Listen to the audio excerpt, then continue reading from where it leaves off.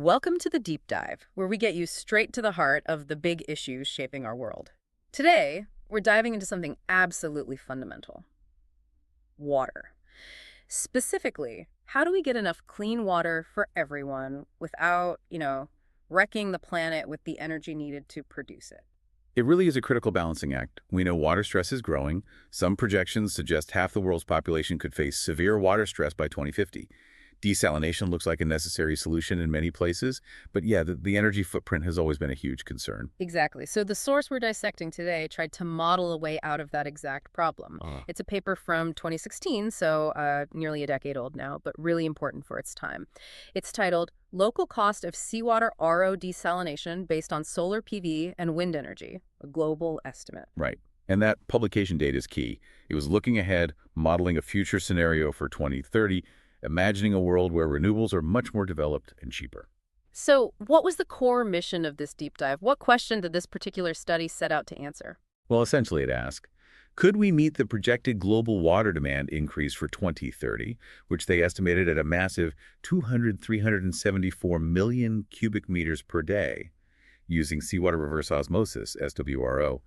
And could we power that entirely with renewable energy sources, solar and wind, and still have it make economic sense? Could it be financially competitive? Okay, the scale is already sounding pretty daunting, and the stakes, well, the study laid those out pretty clearly too, didn't it? Oh, absolutely. They pointed to forecasts suggesting that even by 2030, we might only be meeting about 60% of global water demand. And then there's that figure you hear often. By 2050, maybe 40% of people living in seriously water-stressed areas. Think North Africa, Southern Africa, Central and South Asia. For them, desalination isn't really a luxury. It's becoming a necessity. Right, essential for survival in some regions. So let's get to the big challenge they tackled first: energy. Yeah, the energy numbers are stark. If you look at, say, standard freshwater treatment, filtering river water, that kind of thing, it uses very little energy, maybe around zero point zero 0.06 kilowatt hours per cubic meter of water. Okay, tiny. Tiny.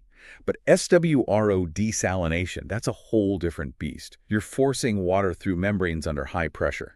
Typically, you're looking at somewhere between 3.6 and 4.5 kilowatt hours per cubic meter. Wow, okay, so that's, what, 50, 60 times more energy intensive? Something like that, yeah. For the basic process, it's a huge jump. And you mentioned forcing water through membranes, that's SWRO. Why did this study focus on SWRO specifically? There are other ways to desalinate, like thermal methods, right? There are, but it really boils down to energy type and efficiency, especially if you're aiming for a fully renewable system. Thermal desalination, boiling water basically, can sometimes use waste heat, which might seem cheaper in some contexts, but its total energy demand, including heat and any electricity used, is massive, like 9 to 16 kilowatt hours per cubic meter equivalent. Got it. So even if the heat source is cheap, the overall energy required is just way higher. Precisely. SWRO, on the other hand, uses electricity directly. And its consumption, while still high compared to freshwater treatment, is much lower than thermal, maybe 0.5 to 4 kilowatt hours per cubic meter, depending on the specifics. Yeah. Back in 2013, when they were gathering data, SWRO already made up about 65% of global desalination capacity, mainly because it was the most energy-efficient electrical option. If renewables are your power source, SWRO makes the most sense. Okay, that clarifies why SWRO. So we need this energy-hungry process, SWRO, running reliably. But the plan is to power it with intermittent renewables, solar, and wind. In the past, people often proposed using, like, gas generators for backup, right? Yeah. How did the study get around needing fossil fuels? That was kind of the core innovation in their model. They designed a fully hybrid system, specifically for what they called an optimistic 2030 scenario 1, where we've really pushed decarbonization. The mix involved PV solar, both fixed and tracking, wind turbines, batteries for shorter-term storage, and then the really crucial bit for smoothing things out: power to gas or PTG. Power to gas, okay. Yeah, the whole idea was to make fossil fuel backup completely unnecessary.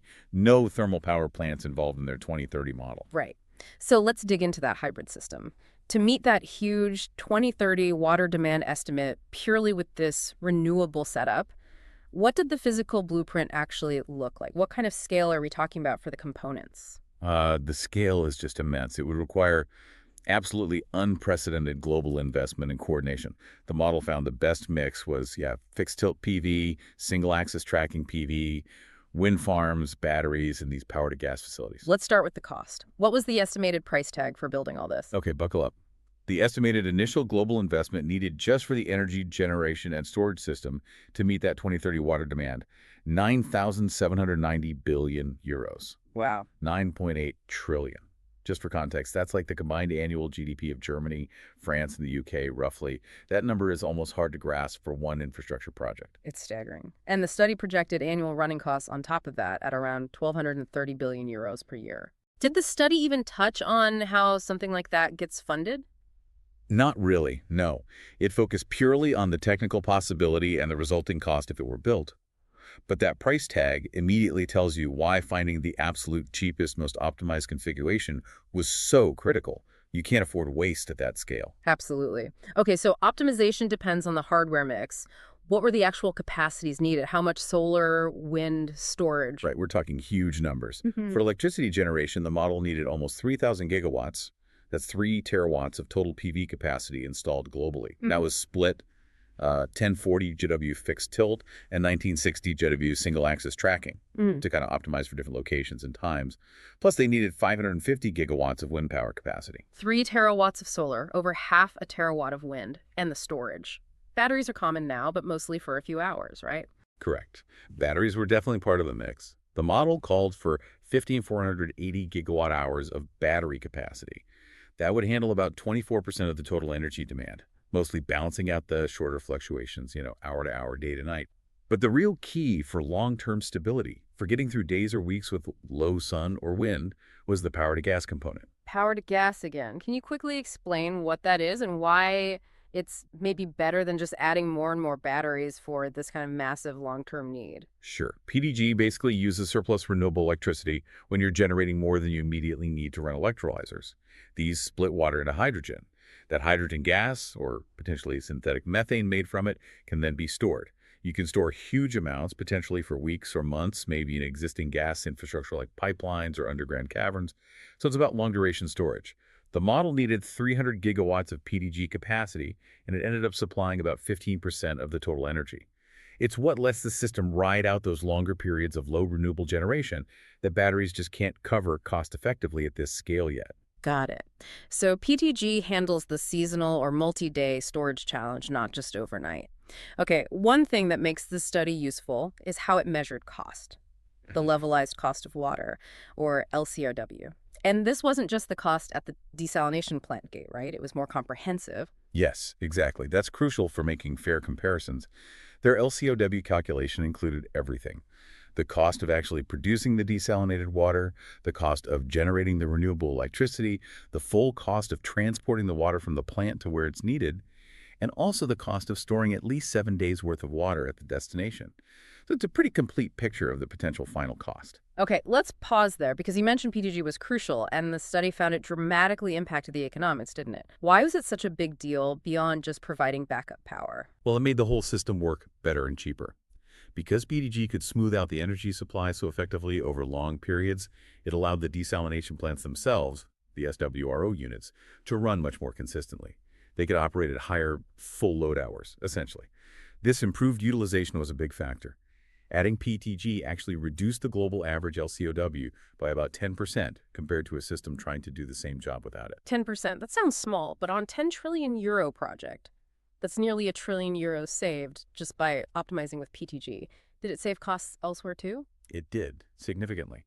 By balancing the energy flow so well, PDG reduced the amount of the other components needed.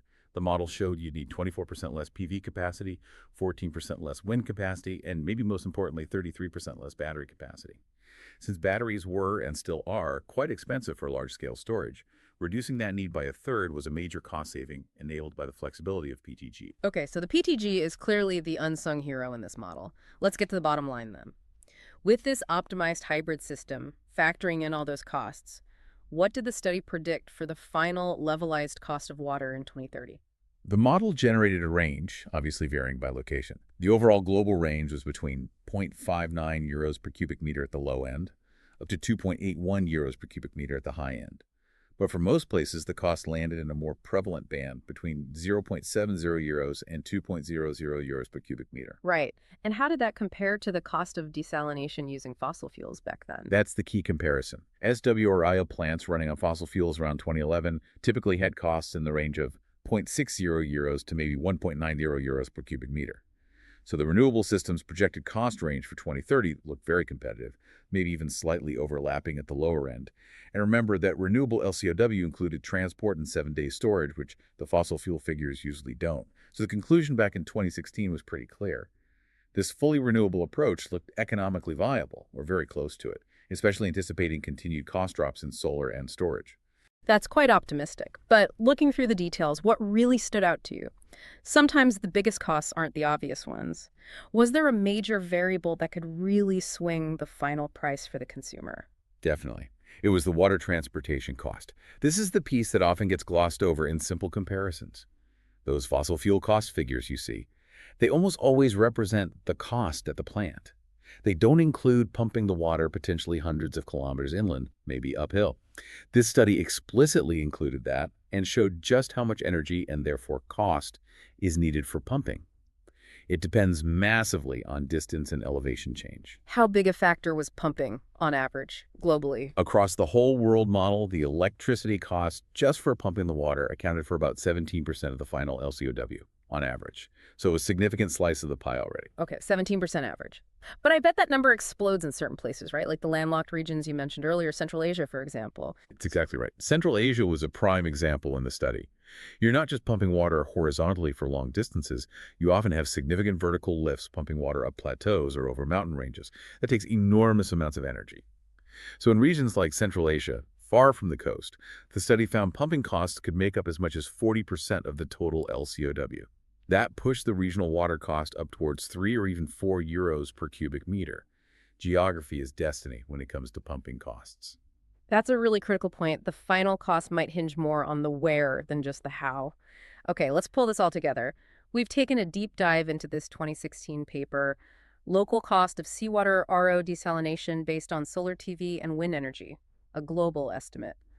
The headline finding seems to be that even back then, the modeling showed a path to a fully renewable water future powered by hybrid PV, wind, and crucially, power-to-gas systems that could be cost competitive by 2030. That's the core takeaway, yes. A technically viable and potentially economically competitive route. But, it's important to remember the context. Even this very detailed study from 2016 acknowledged some limitations, areas where better data was needed for future models. Right. What were the main gaps they identified that still needed more research to improve accuracy as we get closer to or past 2030? They flagged 3 main things. First, they really needed better, more up-to-date data on water transportation costs. Believe it or not, they had to rely partly on literature citing costs from way back in 1993, so that needed refreshing. Second, they pointed out there wasn't a clear, well-defined learning curve for SWRO desalination plants themselves, making it hard to reliably project how much cheaper the core desalination tech might get. And third, they highlighted the need for more sophisticated future water stress models that really dig into the specific regional impacts of climate change and also fully account for a scenario where all thermal power plants are phased out globally. Okay, important caveats for anyone building on this work. So for our final thought for you, the listener, to chew on. This study projected these competitive costs back in 2016, using assumptions about 2030 technology costs. Given the absolutely dramatic fall we've actually seen in the costs of solar PV, wind, and especially battery since 2016, how much closer are we today to hitting or maybe even beating those LCOW targets they projected for 2030? It's a great question. The renewable energy world has moved incredibly fast. It's entirely possible that for many locations, the economics look even better now than this 2016 study dared to hope for 2030. Something to think about. That's all for this deep dive. Thanks for joining us.